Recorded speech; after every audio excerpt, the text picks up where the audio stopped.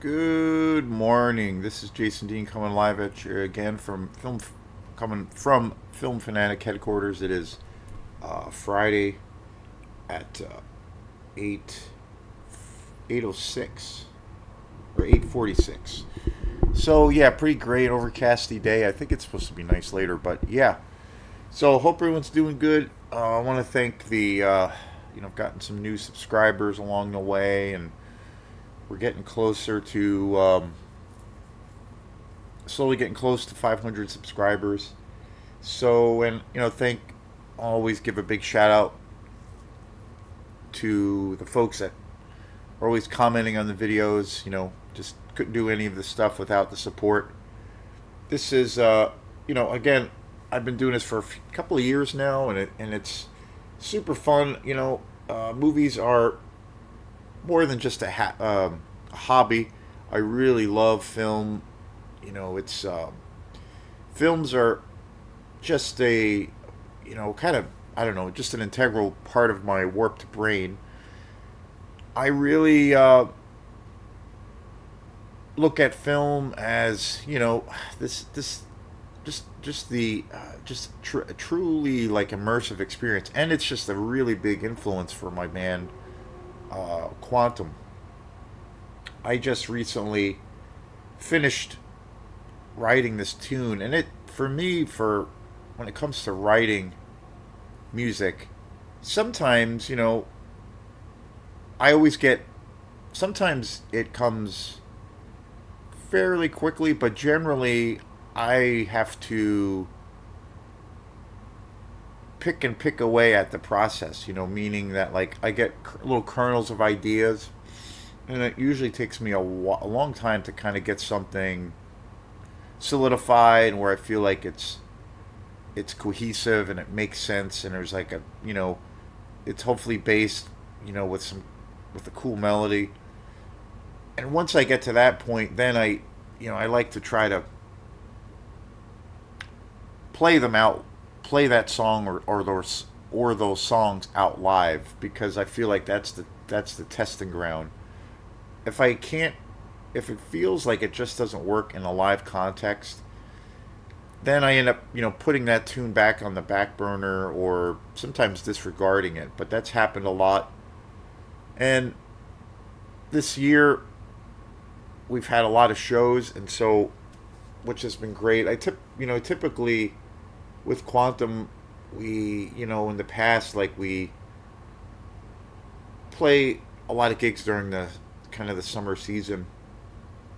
This year I tried to keep the band a little bit more active throughout the year. We used to take our winters, used to basically have the winter time off, from gigs, and I would just concentrate on working on the material, writing material, especially, and things like that. But I tried to keep the band a little bit more active this year throughout the winter, and I feel like it helps the whole process. But anyway, so that's how films mean a real have a deeper meaning for me that way, and I just love to be entertained.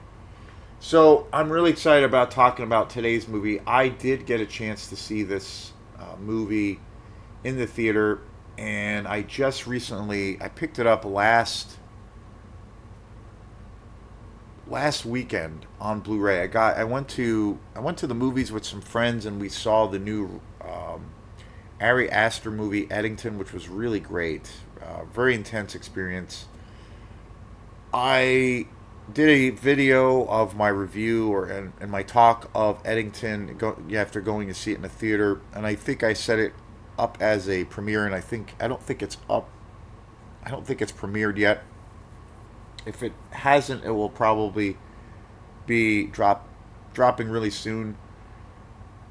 And after the movie, we saw it in Augusta, and right in the same kind of shopping complex where the movie theater is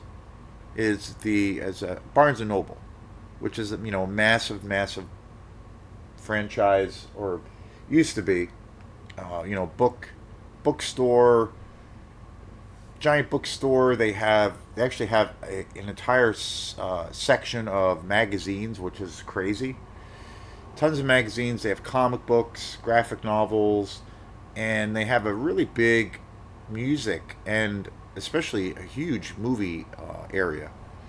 And typically, like I've been there a lot in the past, and the thing that I always liked about that particular shop is, I mean, they have an incredible book selection, and it's wild to be able to, in this day and age, to be able to go into a shop and see a magazine rack. Uh, and the thing that was always attractive about getting movies there in Augusta uh, at Barnes and Noble is they have a massive Criterion movie collection, and I've gotten some there. But the thing is about that shop, or at least back then, and it's been a few years since I'd been there. They're very expensive. The movies are super expensive, and Criterion, for the most part, they put out amazing releases of films. They've definitely expanded their categories of films. One of the last ones I got, which I got a couple of years ago, and it was for it's actually a Christmas present from Santa, was I got George Romero's Night of the Living Dead, the Criterion, and it's amazing. Like it's absolutely, I mean that movie's a masterpiece anyway, but that edition is incredible. But they're very very expensive. But so I hadn't been there in probably a couple of years, and so we went there, and I was kind of amazed. They had, even more of a variety of movies, and they had all these discounted movies, Blu-rays. They had a lot of Blu-rays. They had a big DVD selection. They, of course, had the giant Criterion selection, but they had a bunch of movies on DVD, or I should say Blu-ray and 4K, that were really marked down. And one of the movies I bought, which I've been wanting to get for a very, very long time, ever since I saw it, is Godzilla minus one. And I just got this. I just watched this last night, and I saw this. This came out 2 years ago, which is hard to believe. And I saw Godzilla minus one when it came out. I saw it opening weekend with a couple of friends, and I think we saw it up in the flagship in Waterville, which is actually a really great theater. It's a little bit bigger than the flagship. It's funny how it is significantly different. The flagship in Thomaston, they have one theater in that space that is really great, but the flagship in Waterville seems to have every theater is like fully equipped, and every theater is really really good. Some of the theaters in Thomaston are not the best, but it's okay. So, and a lot of times we end up going there. I end up going there with a little group of friends just because it's really convenient and it's close. But and they do get a lot of movies there. They do get a pretty good selection of as far as new releases. But so anyway, about 2 years ago, I went with some friends to go see Godzilla minus one, and thinking about it, it came out 2 years ago. It's really the only, yeah, I think it's the only Godzilla movie that I've seen in the theater, which is crazy because I'm a huge Godzilla fan ever since I have been a little kid. I was raised on all of the classic Japanese Toho movies, of course. Toho, the legendary Japanese studio that's been putting out all the Godzilla movies, all the kaiju movies, all the great classic monster movies, since the 60s. And I was raised on all of those classic movies. I love those movies to death. And there's always, with a lot of those films, there's always the obvious camp element and the kind of the low budget charm of a lot of those classic Toho movies. But the thing that was always so captivating about those movies is, well, the action, seeing these monsters be, the kaiju movies, seeing these mythical monsters being brought to life, and especially uh, the iconic Godzilla. And I always have been a massive fan. I do need to do a lot of work because in regards to getting a better collection of Toho movies. I have a few of them, but even though considering I am a massive Godzilla fan, I don't really own nowhere near as much as I should, and I will. That will eventually change at some point. I will. I mean, pretty much every Toho movie now is available on Blu-ray, and they have box sets. There's all kinds of stuff out there. But sometimes I get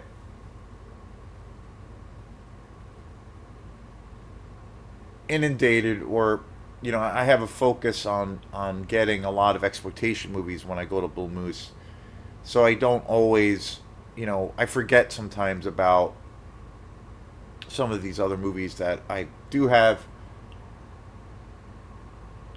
on the side that I want to get. But I have a few of the Toho movies, and I want to eventually get all of them. My favorite Godzilla film is the original, the one that came out in the 50s, the one that launched pretty much the whole franchise. And you're talking, I mean, Godzilla being this iconic monster who has been around for decades and decades and decades. And I think easily you could easily say, and it's safe to say that he's, when it comes to kaiju and classic monsters, he's the most iconic. He's been looked at. He's a very kind of multi. I mean, he's a ferocious monster, the king of monsters. But there's a lot of symbolism and metaphor, and a lot of different traits that you can get from Godzilla as this mythical monster. Where it's about the awful metaphor, or not the awful metaphor, but the horrible thing, historically about war. He's used as a metaphor for war and kind of destruction and nuclear capability. You can look at it as a metaphor for the environment killing itself, and Mother Earth coming back for vengeance after we as human beings disregard it. And he's kind of the embodiment of many things as a monster. And I have to say, my favorite Godzilla movie as a kid has always been the original one, the black and white one. And in the original Godzilla film, he's definitely portrayed as this very adversarial, a very dark character. He does not really have any empathy or compassion for fellow human beings. He basically crushes and eats everything in his wake. In the later films, in most of the Toho films, he kind of takes on Godzilla kind of takes on this heroic quality, where in a lot of the films, especially in the kaiju films, of where they introduce Mothra and Rodan, all of the other characters in the classic world of Toho, Godzilla kind of takes on this um, stance of being kind of the protector of of Japan, or of the human race, and he basically kind of takes on this hero like quality, and he kind of essentially becomes, or is essentially this good guy who is like this protector, which is a very different tonal shift from the original, because the original, he is just this dark, menacing, dark force of nature. And with Godzilla minus one, it is a return to Godzilla being this just incredible badass monster that just crushes everything in his wake and has no empathy towards human beings or any kind of cause, and he just destroys everything that is in his way. And it's very much tonally. It's I feel like Godzilla minus one is so much in step with the the the first Godzilla film from the 50s, which is my favorite, just because it's so much darker, and the tone of it, has it's obviously the backdrop of the war and the bombing, Hiroshima, and the tragedy of war. That's kind of the backdrop, and that is very much a massive part of Godzilla. The Godzilla minus one, and this came out 2 years ago, and I have to say I watched this movie last night on Blu-ray, and I was blown the fuck away by how what a this movie is such a masterpiece. I actually enjoyed it watching it more this time than when I saw it in the theater. When I saw it in the theater, I it was a magical experience. I mean, the sound, the production, the story. This movie has so much emotion, and it has such a dynamic richness to it. And Godzilla again is just this ruthless badass in it, and it's a return to his like true nature, and it's him like being the embodiment of war, and and we have not really seen that in a very long time in the Godzilla universe. And again, when I saw it in the theater, I was blown away. The theater that we saw the film in was this, really beautiful theater. The sound was absolutely incredible. The visuals were just amazing. But I have to say, watching it last night, I was blown away even more. I mean, this movie it's jaw dropping and it's mesmerizing. It's got a lot of heart to it. Also, I forgot. I mean, it's only been my second time since I've seen it, but the transfer of this edition is like absolutely spectacular. This is easily, after buying this and watching it, this has easily gone to the top of some of my most prized movies in my collection. I mean, the transfer of this on Blu-ray is just absolutely jaw-dropping.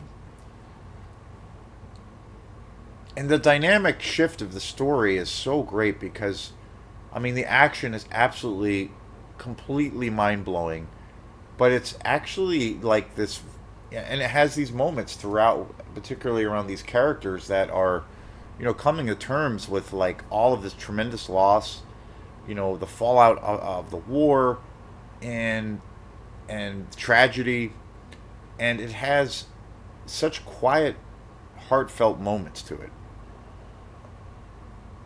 And then when it builds to these set pieces, these action sequences, it just has such a dynamic range to it, unlike anything. And I think because there is this real levity to how this film was directed and put together, and especially the story is so great and the characters are so terrific, there is it's even more of a dynamic experience because there is dynamic. It goes to a whisper to a roar, literally, and it's really the attention to detail to the screenplay, the character development. I mean, right away I care about everything and everyone that's on the screen, and you really are. I felt so invested with all of the characters, and you really emotionally, it's a moving film. Like, it's a very powerful film. Not only is it just pretty much the most badass kaiju movie in Godzilla film, it's got this balance of where it's this melodrama quality, especially with these characters. The loss and the tragedy that they're going through, like, you really have empathy towards them, you care about them. So on all the fronts, it's sometimes that happens with like big action movies or big movie or movies that have these giant set pieces, whether they're action movies in regards to, like, I don't know, it could be a superhero film, or like um, a film that involves, or a movie like, one of the Fast and the Furious films, or like a classic Schwarzenegger movie, or comic book movie, where the the allure is getting to see lots of action or gunplay, or lots of crazy violence.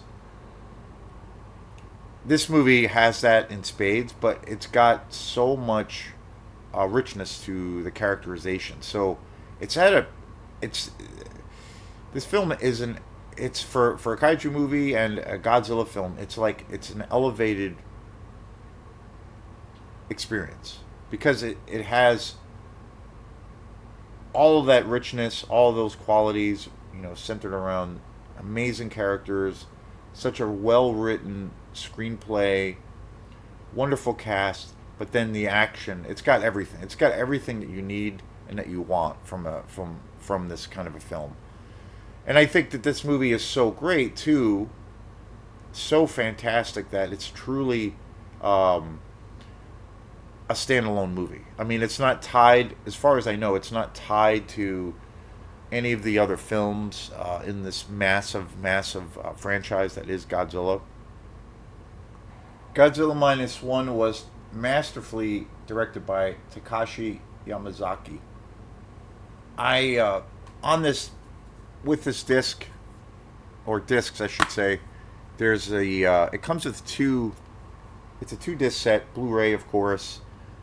There's the movie, the theatrical version, and then, which is the only version. I do believe that there is a black and white version of this film that does exist, but it's not included, which would be pretty cool. But I really love this cut.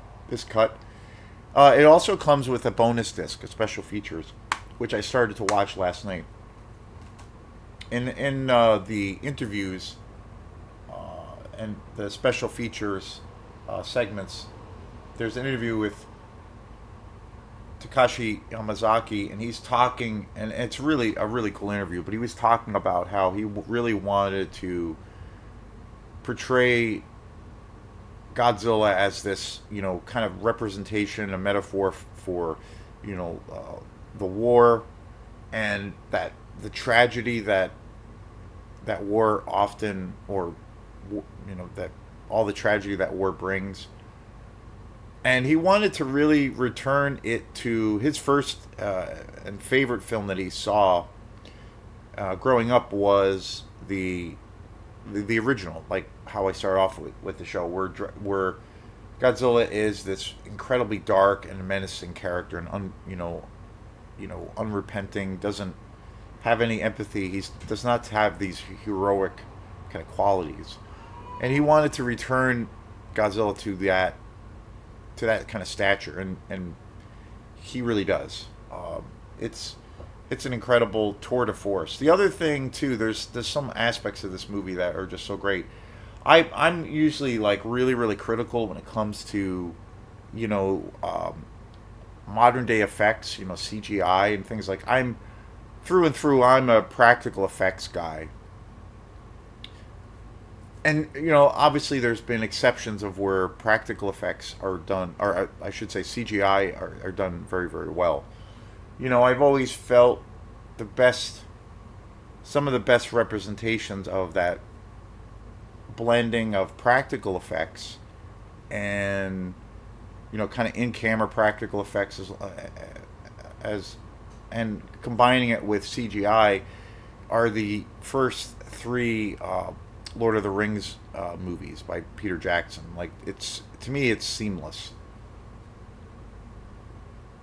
I was also really impressed with the James Gunn Superman movie that I just saw recently. That also was pretty seamless, pretty amazing. Like, you can't really tell the difference. But I have to say that Godzilla Minus One is probably the greatest representation of that. Like, everything. Like, I was amazed. I was amazed by watching some of the special features on here.